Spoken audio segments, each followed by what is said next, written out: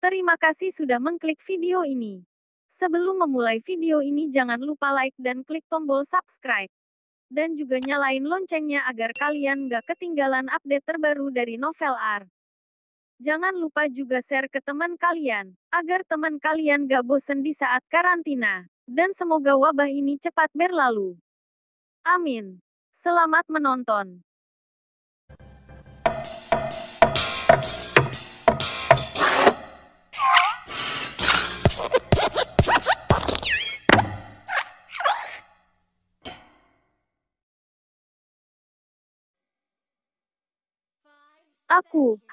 Aku. Wah, kalau manajer Drian yang membuat pasti enak. Aku juga mau ikut. Aku juga. Dalam seketika, hampir semua gadis di Departemen Keuangan mengangkat tangan, menunjukkan kesediaan mereka untuk bergabung. Drian sangat puas dengan hasilnya. Meskipun para gadis di Departemen Keuangan terlihat ramah, namun ini semua diakibatkan oleh rasa penasaran mereka. Kalau mereka sudah merasa tak segar lagi, rasa penasaran mereka padanya pasti juga akan berkurang. Hanya dengan memberi kesenangan, mereka baru bisa benar-benar dekat dan menghilangkan batasan di antara mereka. Lagi pula, malam ini Departemen Pemasaran juga akan mengadakan acara. Drian segera mengadakan pesta antar departemen. Orang single di sana lumayan banyak. Kalau kesempatan ini bisa dimanfaatkan untuk menjodohkan beberapa pasang, maka itu adalah hal yang sangat baik. Drian, kau luar biasa, kata Stella sekembalinya ke ruang pengawas. Drian terkekeh. Aku tidak peduli orang lain, aku hanya peduli apakah pengawas bayi bersedia hadir. Stella melambaikan tangannya. Lupakan saja, pekerjaanku masih menumpuk. Apalagi kalau aku, seorang pengawas, pergi, mereka pasti tak nyaman. Kau jadi tak bisa mendekati mereka. Baik, lain kali aku akan mengundangmu secara pribadi. Drian mengangguk, lalu meninggalkan ruangan. Sebagai seorang manajer, Drian tentu punya ruangan sendiri. Saat ia masuk ke kantornya, semua sudah dirapikan.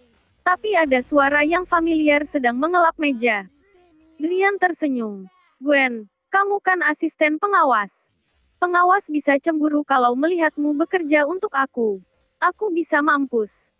Kakak Drian, salah, sekarang aku harus memanggilmu manajer Drian, ini sudah sepantasnya ku kerjakan. Sekalian untuk menunjukkan diri di depan pimpinan. Senyum Gwendolyn dengan pipi merah. Sudahlah, panggil aku kakak Drian saja, begitu lebih nyaman didengar. Drian tertawa. Baik, Kak Drian. Gwen tersenyum dengan sangat manis. Bekerja di Departemen Keuangan tak sesantai di Departemen Pemasaran, apalagi manajer. Dokumen yang harus diperiksa sangat banyak. Lagi pula, tujuannya datang ke Departemen Keuangan adalah khusus untuk memeriksa informasi mengenai Kelvin, jadi, ia tentu tak bisa bersilang kaki dan bermain game seperti saat di Departemen Pemasaran dulu. Yang pertama, pekerjaan utama Drian adalah mengamati dokumen para karyawan Departemen Keuangan. Jangan dikira kalau setiap pegawai Departemen Keuangan ini bersih. Sebetulnya Drian tak begitu percaya, termasuk terhadap Stella.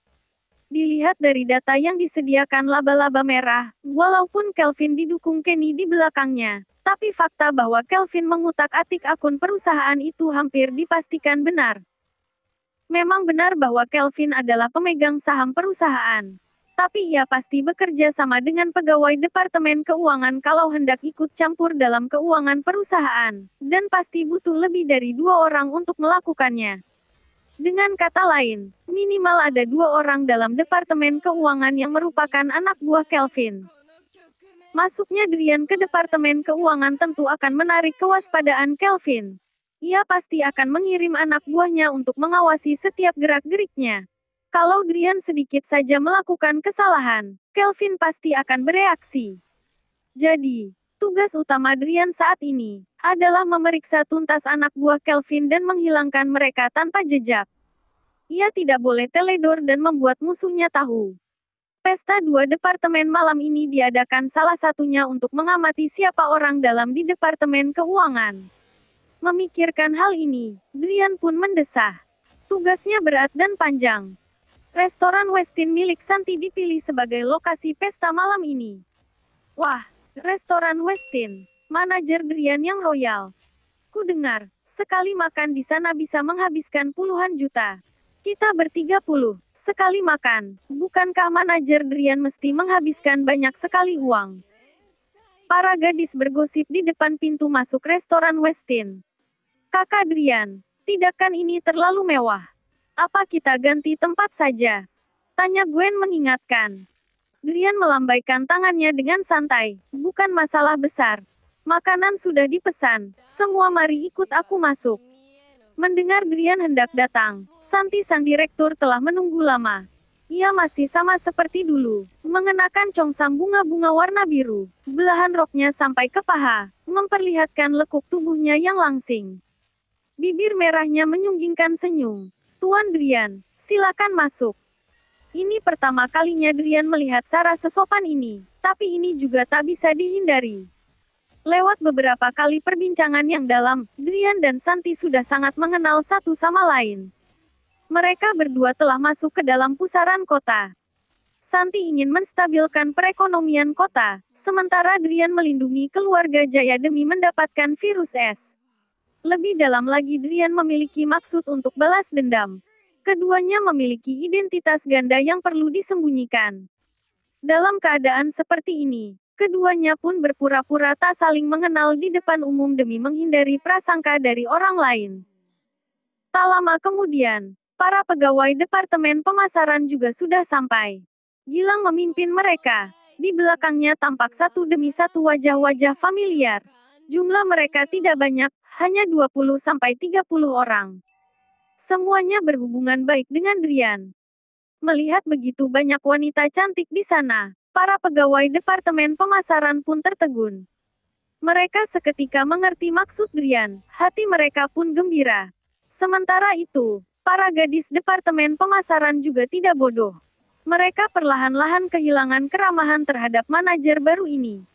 Di hadapan mata para gadis yang bersinar, Drian batuk sesaat, lalu berdiri dan tersenyum. Hai, ini semua salahku. Aku lupa memberitahu kalian. Rekan-rekanku di Departemen Pemasaran mau mengantarku, dan kebetulan Departemen Keuangan juga ada acara, jadi aku menggabungkannya. Mari, aku menghukum diri dengan minum 3 sloki. Berhubung semua sudah datang, kita tak usah protes. Duduk, katanya. Sambil menyeruput segelas anggur. Para pemuda Departemen Pemasaran tidak sempat senang. Mana bisa mereka merasa asing. Semuanya sudah duduk. Para gadis juga tak berbeda. Mereka tertarik oleh lawan jenis, apalagi banyak yang single. Para pemuda beraksi sedikit, membuka bibir mereka. Topik pembicaraan pun terbuka. Suasana jadi ramai. Di dalam ruangan VIP restoran Westin, pesta sedang berlangsung. Akhir-akhir ini Fredrik yang sedang kesal. Ia masuk pabrik farmasi begitu lulus. Setelah 6 tahun ia baru menjadi penanggung jawab departemen. Ia bertanggung jawab terhadap penjualan. Setiap hari ia harus berhubungan dengan beragam pengusaha, serta harus memasang wajah senyum dan sopan. Begitu klien tak puas, ia harus bertingkah seperti seorang cucu, hampir saja ia memanggil mereka kakek. Produk obat mereka dipasarkan ke banyak perusahaan obat besar. Meskipun biasanya mereka menandatangani kontrak terlebih dahulu, namun orang-orang yang tidak bekerja di bidang ini tidak akan tahu. Pabrik obat seringkali bercekcok begitu obat sudah diproduksi. Ini bukan pelanggaran kontrak, mereka hanya melakukannya untuk merebut keuntungan dengan cara-cara yang tak tahu malu. Yang harus dihadapi Fredrik Yang dan rekan-rekannya hari ini adalah perusahaan obat terbesar di kota, perusahaan besar Jaya. Seorang wakil direktur bernama Leon kebetulan bertugas mengurus bagian penjualan obat. Sebelumnya mereka telah berkontak beberapa kali, jadi sudah cukup mengenal satu sama lain. Fredrik Yang merasa Leon bukanlah orang bermoral tinggi, tidak punya batas. Demi keuntungan pribadi, ia bisa menekan mitra kerjasamanya sampai bersih. Fredrik Yang tidak seberapa ingin berhubungan dengan orang ini, tapi demi produk pabriknya, ia rela merendahkan diri. Kalau tidak, masalahnya tidak akan selesai. Produknya akan terjebak di pabrik, dan itu akan menjadi kerugian besar. Keduanya sedang bercekcok. Fredrik yang hendak mengejar keuntungan untuk pabriknya, sementara Leon bertindak demi keuntungan perusahaan besar Jaya. Pihak pertama berlaku sesuai perjanjian, sementara pihak kedua ingin keluar dari lingkaran penanpan. Direktur Leon, kita telah melakukan perjanjian di atas kertas sebelumnya. Anda adalah orang besar di perusahaan. Untuk apa mengejar keuntungan kecil begini? Fredrik yang akhirnya kehabisan kesabaran dan mengomel.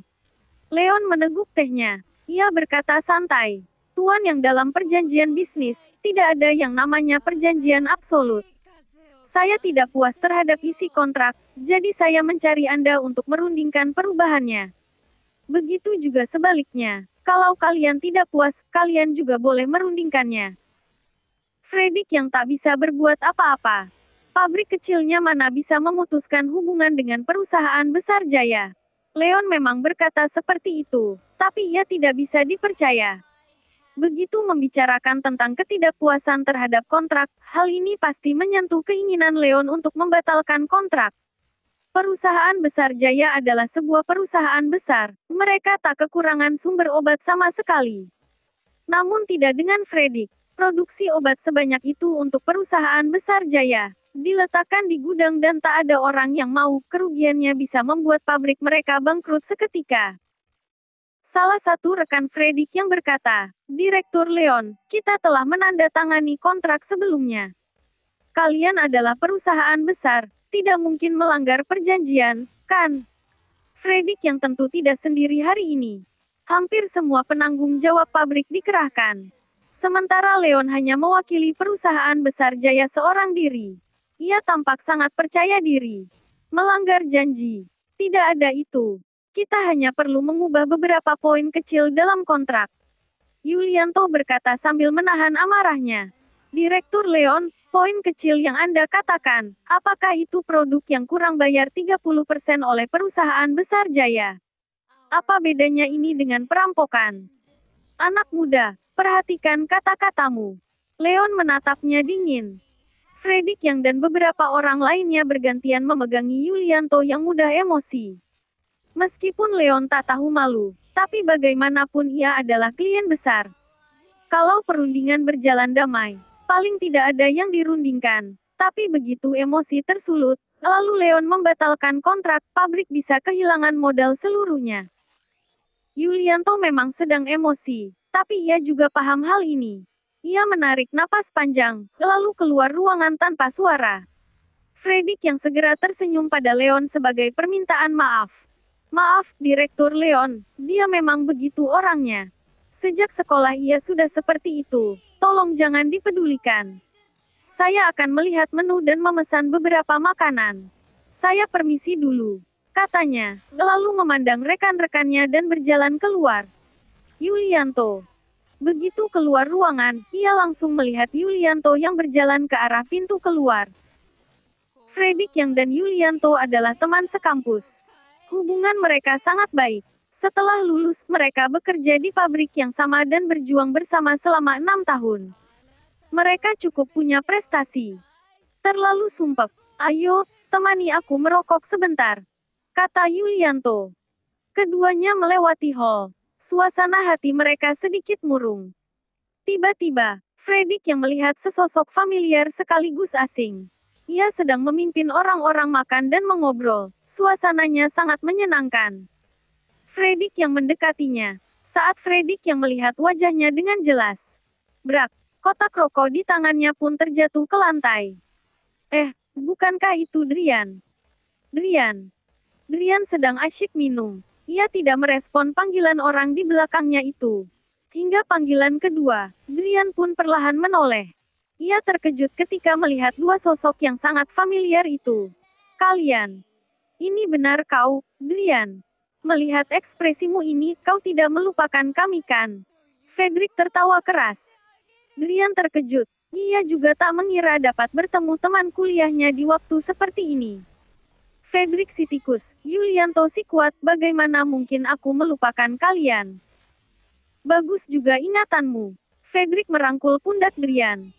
Yulianto juga tertawa melihatnya. Mantap sekali kau, Drian, kau berubah banyak. Hampir saja aku tak mengenalimu. Setelah lulus kau tidak ada kabar sama sekali. Ayo, jujur, 6 tahun ini kau kemana saja? Drian tentu saja tak bisa menceritakan pengalamannya. Ia tertawa dan berkata setengah jujur setengah bohong. Aku tinggal beberapa tahun di luar negeri, lalu kembali baru-baru ini. Ceritanya panjang, kita ceritakan lain kali saja. Luar negeri. Saat kuliah dulu aku tak melihat nilaimu bagus. Yulianto bingung. Fredrik menatapnya. Yul, apa kau tak mengerti kita sudah 6 tahun tak bertemu Drian, bagaimana bisa kau bisa melihatnya dengan menggunakan kacamata yang sama? Benar juga. Yulianto mengangguk-angguk, lalu melihat ke arah para pemuda dan gadis di meja. Fredrik dan Yulianto sudah terjun di masyarakat selama 6 tahun. Mereka juga sering berhubungan dengan beragam orang di pabrik, jadi mata mereka sudah terlatih. Dalam sekejap mereka bisa melihat kalau teman lama mereka inilah yang memimpin orang-orang itu. Mereka sedikit terkejut. Fredrik ternganga. Boleh juga kau, Drian, sepulang dari luar negeri langsung jadi pimpinan. Luar biasa. Kalau tahu sejak awal, aku akan rajin sedikit saat kuliah dulu. Sudahlah, mana ada aku sekolah di luar negeri. Pada dasarnya aku bukan orang pembelajar. Drian mencibirkan bibirnya, lalu memperkenalkan kepada mereka berdua. Orang-orang ini adalah rekan kerjaku. Dua orang ini, Fredrik dan Yulianto, adalah teman kuliahku. Ia hanya memperkenalkannya secara singkat, karena orang-orang di kedua departemen ini begitu banyak, jadi Fredrik dan Yulianto tak mungkin dan tak perlu mengingat semuanya, begitu juga sebaliknya. Yulianto mengangguk kepada mereka, ia tak peduli. Hanya Fredrik yang sedikit lebih peduli. Ia adalah penanggung jawab bagian penjualan. Begitu matanya melihat seseorang yang familiar duduk di sana, ia pun terhenyak dan menghampirinya. Bukankah ini Ketua Gilang? Bagaimana Anda bisa di sini? Gilang yang sedang asyik mengobrol dengan seorang gadis sedikit tak senang dipotong seperti ini. Ia mendongak dan terhenyak pula, bukankah kamu Fredrik dari Win Factory? Benar, Ketua Gilang. Jawab Fredrik segera. Kerja sama perusahaan besar Jaya dengan Win Factory dipelopori oleh Gilang. Walaupun Leon si wakil direktur ini agak brengsek, tapi Fredrik punya kesan yang baik terhadap Gilang. Fredrik lumayan terkejut. Ia melihat ke arah Drian, dalam hati berpikir, teman lamanya ini, walaupun terlihat konyol, ternyata bisa kenal juga dengan Gilang. Fredrik, produk kerja sama perusahaan kami dengan Win Factory yang lalu, sudah hampir bereskan. Gilang tersenyum. Mendengar hal ini disebut, wajah Fredrik menampilkan ekspresi muram. Kepala Gilang, jangan bahas hal ini, aku sudah muak. Kenapa? Ada masalah pada produk. Gilang terhenyak. Produk tidak bermasalah sama sekali, hanya saja perusahaan kalian yang terlalu menekan orang, kata Fredrik. Bagaimana? Gilang menampakkan ekspresi penuh tanda tanya. Semua pegawai departemen pemasaran memasang kuping mereka. Fredrik telah menahan amarahnya cukup lama. Dalam seketika mulut embernya pun terbuka. Sebelum produksi, kami sudah menandatangani kontrak. Hasilnya, sekarang malah dikatakan kalau poin dalam kontrak itu tidak bagus dan harus dirombak. Bahkan menyuruh Win Factory mengurangi 30 poin perjanjian paling sedikit. Bukankah ini suatu penyerangan? Memang agak keterlaluan. Tapi, Fredrik, masalah ini bukan aku yang bertanggung jawab. Aku mungkin tak bisa membantumu. Kata Gilang dengan alis berkerut. Fredrik juga bukannya berharap pada Gilang. Gilang hanyalah pegawai yang memelopori kerja sama ini. Direkturnya tetaplah Leon. Yang satu adalah ketua tim, yang lain wakil direktur. Perbedaan status mereka terlalu jauh. Kak Gilang, siapa yang bertanggung jawab terhadap hal ini? Drian membuka mulut. Yulianto dan Fredrik terdiam. Gilang segera berkata, Wakil Direktur Leon. Leon. Kedengarannya sangat familiar. Drian berpikir. Saat itu, pegawai Departemen Keuangan dan Departemen Pemasaran sibuk terbatuk-batuk. Gilang berkata pelan dengan senyum masam, Drian, masa kau lupa? Dulu kau pernah berkonflik dengan orang itu. Begitu diingatkan oleh Gilang, Drian akhirnya teringat. Leon, wakil direktur perusahaan, bertanggung jawab terhadap bidang pemasaran. Beberapa hari pertama setelah Drian bergabung di perusahaan, ia langsung mengusir Mari, ketua tim satu departemen pemasaran keluar dari perusahaan. Kebetulan, Mari ini adalah kekasih Leon. Leon bahkan mendatangi Fatia di departemen pemasaran untuk mencari masalah. Leon si wakil direktur ini akhirnya mengaku kalah setelah ditekan oleh Drian. Masalah baru selesai setelah Leon membawa Mari secara khusus untuk meminta maaf pada Drian. Ternyata dia, pantas terdengar familiar. Drian berdehem dingin. Leon ini juga keterlaluan. Bagaimana ia bisa berbuat begitu? Cara kerjanya ini merusak kepercayaan terhadap perusahaan, memberi perusahaan kita efek buruk. Betul, betul. Gilang mengangguk masam. Manajer, bahkan pegawai biasa yang berani mengejek wakil direktur tanpa sungkan. Kemungkinan hanya ada Drian di seluruh perusahaan ini. Fredrik dan Yulianto hanya tertegun. Dalam hati bertanya-tanya apakah kawannya ini sudah kehilangan akal. Lagi pula, Leon adalah wakil direktur. Banyak orang tak bisa mencapai posisi ini seumur hidupnya. Kamu, si tolol Drian, berani-beraninya mengejek wakil direktur di hadapan semua rekan kerjanya. Apakah tidak takut dipersulit? Para pegawai Departemen Keuangan dan Departemen Pemasaran mulai tertarik, terutama para gadis dari Departemen Keuangan. Mata mereka mulai bersinar satu demi satu. Mereka sudah lama mendengar tentang Drian yang memarahi wakil direktur, tapi berhubung mereka belum pernah melihat dengan kepala sendiri, tak disangka, hari ini drama itu akan ditampilkan ulang. Fredrik mulai mengerti kalau Drian bekerja di perusahaan besar Jaya. Robert mungkin menjadi pegawai kecil. Hati mereka sedikit berdebar-debar. Drian, jangan berkata sembarangan. Wakil direktur Leon ada di ruangan sebelah. Tidak bagus kalau ia mendengarmu. Fredrik mengingatkan. Aku tidak hanya ingin dia mendengarku. Aku juga ingin memberinya pelajaran di depan semua orang. Drian tertawa dingin. Tikus, apakah tadi kamu bilang sedang kesulitan dengan hal ini? Panggilkan Leon untukku. Bilang padanya aku ada urusan dengannya. Aku di sini akan membantumu menyelesaikan masalah ini. Fredrik agak kesulitan. Tidak baik seperti ini, katanya sambil menatap Gilang. Ketua Gilang, kawanku ini sudah minum terlalu banyak, cepat bilang padanya agar diam. Fredrik menganggap Drian sudah mabuk. Kau yang minum terlalu banyak. Drian cemberut. Kau bilang tidak mabuk. Aku tanya kau, apa jabatanmu di perusahaan besar Jaya? Hei kecil. Tanya Yulianto. Manajer Departemen Keuangan. Jawab Drian. Fredrik dan Yulianto terkejut bersamaan. Untuk menjadi seorang manajer Departemen Keuangan di perusahaan besar Jaya tidak hanya butuh kemampuan. Tampaknya kawan mereka ini mujur sekali. Jabatan manajer Departemen Keuangan memang tinggi, tapi Leon adalah wakil direktur. Dia 3 tingkat lebih tinggi dibanding dirimu. Kau masih punya masa depan, jangan cari masalah. Ujar Fredrik menggelengkan kepalanya. Gilang malah tertawa. Fredrik, lebih baik kau dengarkan Drian. Sebetulnya, hari ini kalian beruntung bisa bertemu dengan Drian. Masalah ini mungkin hanya Drian yang bisa menyelesaikannya. Kata-kata Gilang ini sangat berat. Fredrik dan Yulianto hanya bisa tercengang. Masa benar kawan lama mereka ini jadi luar biasa. Sampai wakil direktur perusahaan pun tunduk padanya.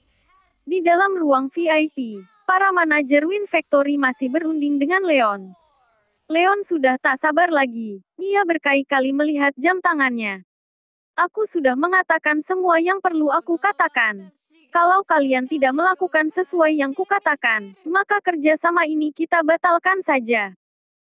Direktur Leon, tidak bisa seperti ini. Pembatalan kerjasama ini tidak akan berpengaruh apa-apa untuk perusahaan besar Jaya. Tapi untuk pabrik sekecil kami tidak bisa menanggungnya. Kata para manajer dengan panik. Kalau begitu turuti kataku. Win Factory harus mengalah sebanyak 30% poin. Aku jamin kerjasama kali ini akan berjalan lancar. Kata Leon. Para manajer Win Factory kebingungan. Mengalah sebanyak 30% poin tidak hanya akan membuat Win Factory tak bisa meraup untung, tapi juga rugi besar. Tapi kalau tidak mengalah, mereka akan bangkrut seluruhnya. Hari ini sampai di sini saja. Ku beri kalian waktu sehari untuk mempertimbangkannya. Pikirkan baik-baik, lalu beritahu aku. Usai berkata demikian, Leon bangkit berdiri, hendak meninggalkan ruangan. Tiba-tiba, pintu ruangan terbuka. Frederick masuk dengan wajah ragu, lalu berkata, Direktur Leon, tadi saya bertemu manajer Departemen Keuangan di hall. Setelah mendengar masalah ini tadi, ia berharap Anda dapat menemuinya. Manajer Departemen Keuangan. Ekspresi Leon menggelap. Posisi ini sudah kosong selama sekitar sebulan di perusahaan besar Jaya. Lagi pula, aku adalah wakil direktur. Sejak dulu tidak ada manajer yang berani memerintahku seperti ini. Para manajer Win Factory menyeka keringat mereka, diam-diam mengomel karena Frederick tak mengerti keadaan. Keadaan sudah di ujung tanduk, dan Frederick masih memperburuknya. Masa urusan kedudukan begini saja ia tak paham. Melihat Leon tak mengacuhkannya, Frederick pun berkata, katanya ia bernama Adrian. Dia juga bilang kalau kau akan menemuinya begitu mendengar namanya. Frederick cukup. Manajer Win Factory yang bertanggung jawab terhadap perundingan hari ini bersuara. Kalau Frederick dibiarkan berbicara terus, jangan harap kerja sama Win Factory dengan perusahaan besar Jaya ini akan berlanjut. Tapi tak ada yang menyangka, begitu mendengar nama Adrian, Leon pun terpaku. Keringat dingin pun mengalir di wajahnya.